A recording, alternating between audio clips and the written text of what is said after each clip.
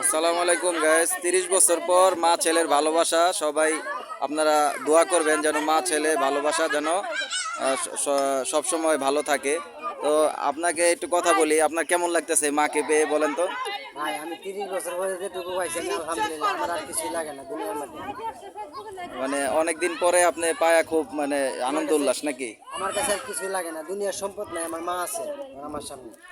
ছোটবেলা হারিয়ে যাওয়ার পরে এই পর্যন্ত মানে 30 বছর পর পাওয়ার পর গায়ে সবাই দোয়া করবেন। এটা হলো মা, সবাই দোয়া করবেন এদের জন্য যেন ভালোভাবে তারা মায়ের ভালোবাসা ছেলের ভালোবাসা থাকতে পারে। এটা হলো নানি, সবাই দোয়া করবেন। সবাই বাড়ির ভিতরে অনেক লোকজন সবাই দেখতে আসছে, তো একটা আনন্দের বিষয়।